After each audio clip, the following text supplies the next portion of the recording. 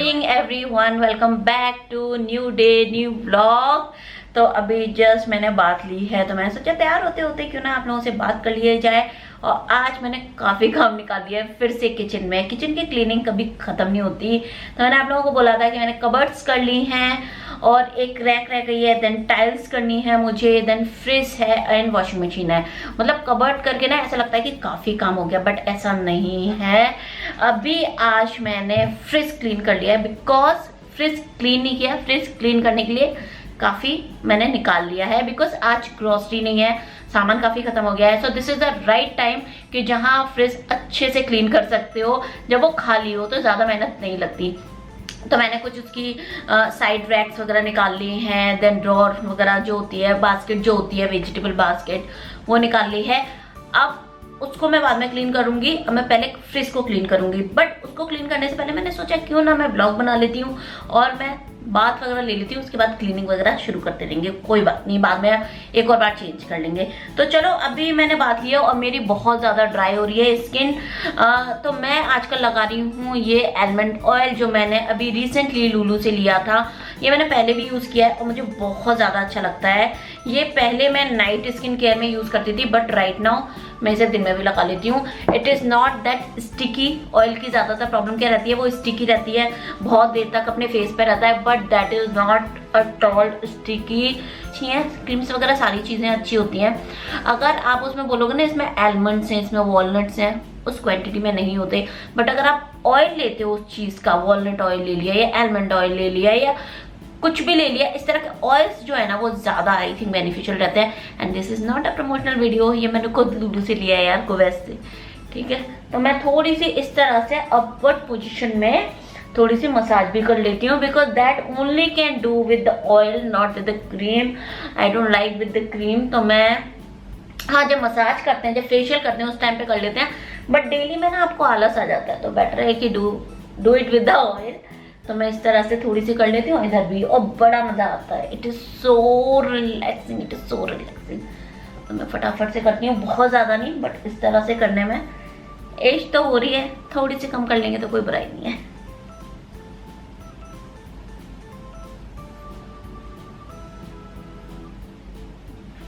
और मेरे फेस की जो है ना वो अच्छे से मसाज हो गई। ओ ये वाला स्टेप, आहा, it is so mind blowing. Mind ऐसे ब्लो ही करने लगता है रियली। यहाँ से लो, यहाँ का थोड़ा सा पॉइंट दबाओ और इसको ऐसे लेते आओ और यहाँ पे थोड़ा सा प्रेशर डालो। एक लंबी सांस, आहा, मैं बता नहीं सकती कितना अच्छा लग रहा है मुझे। जस्ट 3-4 बार मैं ये कर लेती हूँ। ये मैं डेली कर रही हूँ गाइस, अराउंड 5 या 6 दिन से, एंड आई थिंक 1 वीक भी हो गया होगा। ये मैं डेली कर रही हूँ। आलमंड ऑयल तो मेरा काफ़ी ख़त्म हो गया, काफ़ी ख़त्म हो गया। इतना था, ये इतना रह गया है, और 2 या 3 बूंदें लगती हैं, उसके बाद भी काफ़ी ख़त्म हो गया, बिकॉज मैं बहुत लगा रही हूँ आजकल इसे। हाथ इतने सॉफ्ट रहते हैं इससे, हाथों पे लगा लो इसे।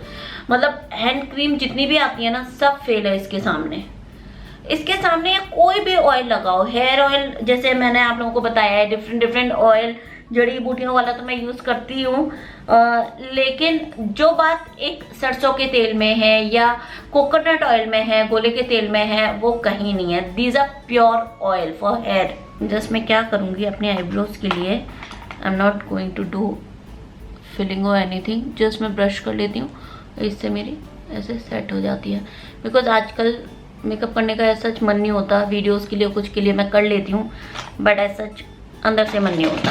तो हम क्या करेंगे, because I am not doing any makeup, तो मैं क्या करूँगी, एक थोड़ी सी ब्राइट सी लिपस्टिक लगा लूँगी। लिप्स पे जब ऑयल लग जाता है ना, तो आपके लिप्स भी ऑटोमेटिकली मॉइस्चराइज हो जाते हैं। तो अगर आपकी ड्राई लिपस्टिक है या कुछ ऐसा है ना, मेरे हाथों पे लग गया, तो वो भी अच्छी रहेगी।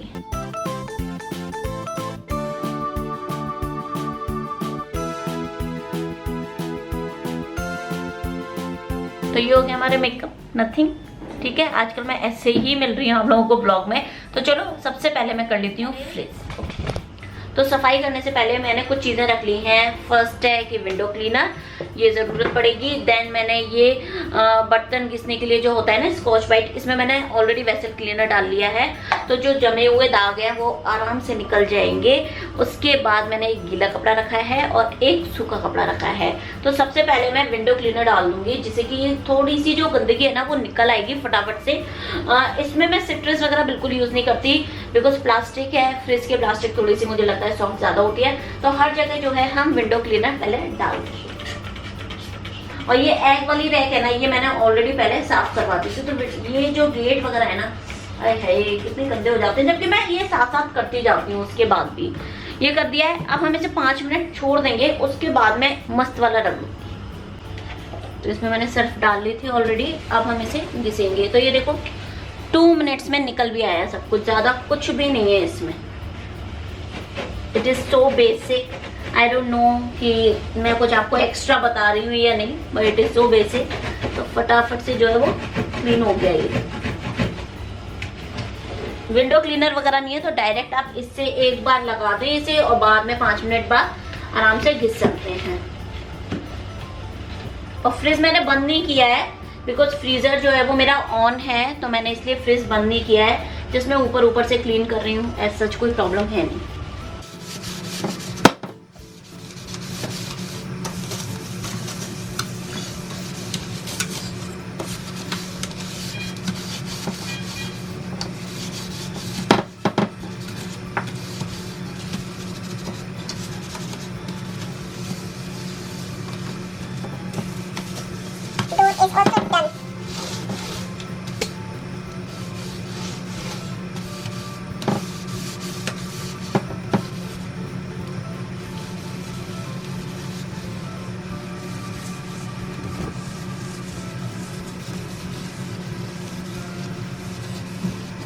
कपड़ा लिया था उससे मैं इसको पोंछती जाऊंगी।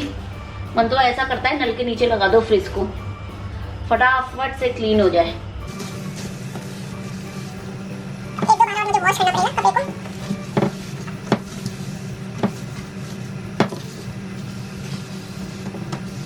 तो अब देखो फ्रिज क्या चमक रहा है, आय हाय हाय मजा आ गया। एकदम neat and clean, full doors and this and everything, because ये मेनली गंदे होते हैं। और अब मैं इसमें जो इसकी बास्केट्स हैं इनको वॉश कर लेती हूँ। ये भी बड़ी चीज़ है, इनको वॉश करते समय थोड़ा सा ध्यान रखना पड़ता है टूट नहीं जाए। ये मेरी टूट चुकी हैं, जिन पे हमने जो भी था हमारे पास वो लगा लिया है। लॉकडाउन में हमारे पास नहीं था तो इसमें एमसील पड़ी थी वो लगा दिया, जैसी भी लग रही है वैसी लग रही है, बट ये इतनी स्ट्रॉन्ग अब रही नहीं, तो maybe I will replace that. But जब तक काम चल रहा है तो अभी मैं इन्हें वॉश करूँगी। ये देखो, ये जो ऊपर का टॉप होता है ना, इसकी गंदगी देखो कितनी ज़्यादा है। अब इस पर शीट वगैरह भी डाल देते हैं, देन शीट को क्लीन करो, सो आई डोंट डू दैट। मैं डायरेक्ट इसको डाल देती हूँ और बीच बीच में इसको क्लीन करती रहती हूँ। तो चलो फटाफट से मैं आपको पूरा फ्रिज जब हो जाएगा ना उसके बाद मैं दिखाती हूँ।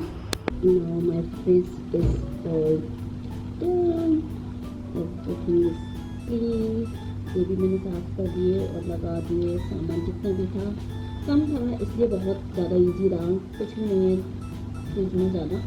वेजिटेबल भी और जस्ट शिमला मिर्च है तो ये भी पूरा अच्छे से क्लीन हो गया। ये बहुत ज़्यादा गंदा हो रहा था, इसे जो से क्लीन। ये जो मेरा कुकुम्बर का पैकेट, ये बहुत ज़्यादा क्या कहेंगे स्पेस ऑक्यूपाई करता है, बट ओके। और ये सारी चीज़ें ऊपर तो ये हो गया है डन। अभी मैं बना रही हूँ स्टफ्ड कैप्सिकम यानी भरवा शिमला मिर्ची। उसके लिए मैंने लिया है आलू, इसमें डाली है मैंने ये चॉप्ड अनियन, चॉप्ड अच्छे से कर ली है मैंने ये। और मसालों में ज़्यादा कुछ नहीं, नमक, मिर्ची, खटाई और थोड़ी सी हल्दी और थोड़ी सी सौंफ डाली है। सौंफ का बेसिकली मैंने थोड़ा सा पाउडर डाला है क्योंकि हस्बैंड को सौंफ ज़्यादा पसंद नहीं है। और इसको अब मैं मिक्स कर लूँगी और बस स्टफिंग करेंगी। ये सारी ही जो शिमला मिर्ची हैं उनमें उनका शेप जो है वो अच्छा है, साइज ठीक है। ज़्यादा बड़ी या ज़्यादा एकदम से छोटी हो जाती है तो प्रॉब्लम हो जाती है। अब इसको हम ऊपर से भी कट कर सकते हैं, यहाँ से टॉप पे से, या साइड से भी लगा सकते हैं, जैसे आपको कंफर्टेबल हो। और बस ये खुल गई और इसके अंदर हम ये मसाला फिल कर देंगे। That's it।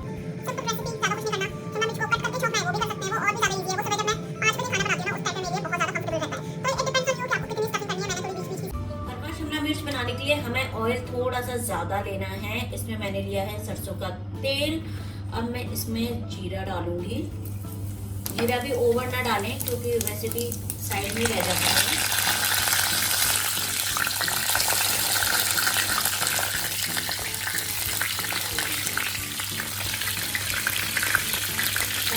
इसके ऊपर हमें कोई भी मसाला नहीं डालना है।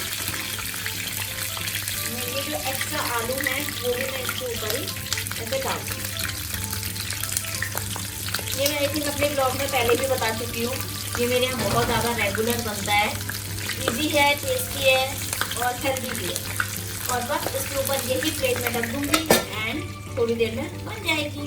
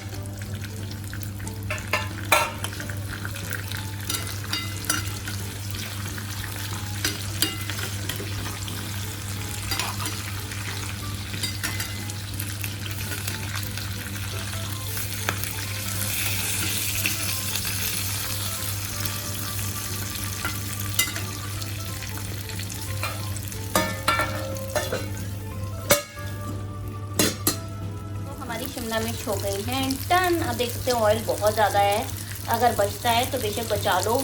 किसी भी सब्जी में आप यूज़ कर सकते हैं, बट बिना ज़्यादा ऑयल के ये बन ही नहीं पाती है, उतना अच्छा टेस्ट नहीं आएगा।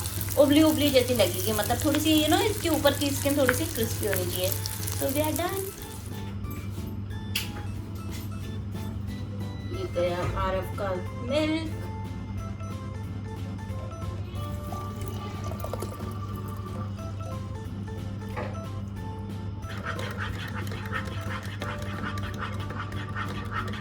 मैं प्लास्टिक के ग्लास में ऐसे जानबूझ कर देती हूँ, और ये प्लास्टिक अच्छी है वैसे तो, क्योंकि स्टील का गर्म हो जाता है और कांच का बच्चे तोड़ देते हैं। So this is the right thing for him special. चायदान में मैं बना लूंगी चाय।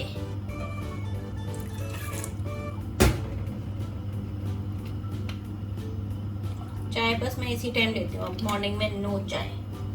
बीच में मैं लेने लग गई थी तो मेरा वेट गेन फिर से शुरू हो गया।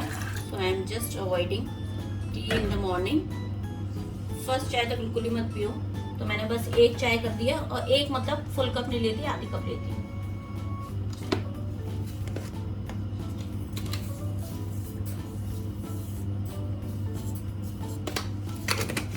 चीनी, ये गई चाय पत्ती, और चाय पत्ती में ही मैंने क्या किया है, इलायची मिक्स कर दी है ये। तो इलायची अलग से मुझे कूटनी नहीं पड़ती। और अब डालूंगी मैं अदरक। तो आज मैंने फ्रिज क्लीन किया क्योंकि ग्रोसरी आने वाली थी, और ये रही पूरी ग्रोसरी जो मुझे अब फ्रिज में लगानी है। थैंक गॉड मेरे सही टाइम है। वैसे मुझे लग रहा था कि मैं कल मंगवाऊं, बट अच्छा हुआ आज ही आ गई, और फ्रिज भी क्लीन है और फटाफट से लग जाएगी। एग भी लग गए और ये देखो हालत फ्रिज की फिर से। ये धीरे धीरे खत्म होगा। बड़ी बड़ी चीज़ें जो बास्केट में मैं रखती नहीं हूँ, हैवी नहीं करती बास्केट को, क्योंकि ये मेरी टूट रही है, तो मैं ऊपर ही रख देती हूँ थोड़ी सी वेजिटेबल। दूध जो है वो आया नहीं, यहाँ पर तो ऑलरेडी है, but we are done. Thank you hubby. चने जिनको मैंने कुछ 5 या 6 घंटे पहले गला दिया था, अब ये हो गए हैं। अब मैं इसको कपड़े में अच्छे से फोल्ड करके रख लूँगी। ये जो कपड़ा है ये मैंने बेसिकली इसके लिए बनाया है, बिकॉज रेड वाले चने से कपड़ा रेड हो जाता है, तो मैं सारे कपड़े इसके लिए यूज़ नहीं करती हूँ।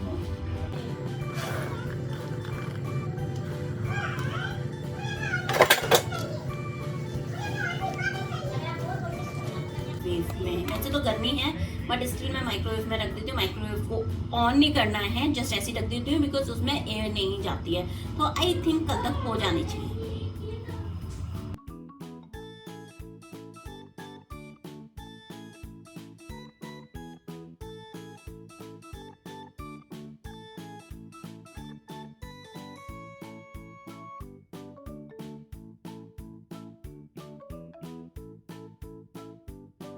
सो आई होप फ्रेंड्स वाला ब्लॉग आप लोगों को पसंद आया होगा। कैसा लगा let me know in a comment बार। आप क्या क्या देखना चाहते हो ब्लॉग में वो भी ज़रूर बताना। किसी चीज़ का रिव्यू, किसी चीज़ की इन्फॉर्मेशन या कुछ भी कुवैत से रिलेटेड, इंडिया से रिलेटेड कोई भी चीज़ अगर आपको पूछनी है कमेंट सेक्शन में डाल दो। इफ़ आई नो मैं ज़रूर आपको रिप्लाई देती हूँ। अगर मुझे नहीं पता है तो फिर वो रिप्लाई करने का भी कोई मतलब नहीं होता, या मैं बता देती हूँ नो आइडिया तो मैं लिख देती हूँ। जो भी है वो क्लियर कट है।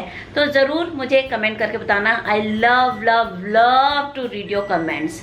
Thank you so much for watching my vlogs and videos. It means a lot for me. Bye bye.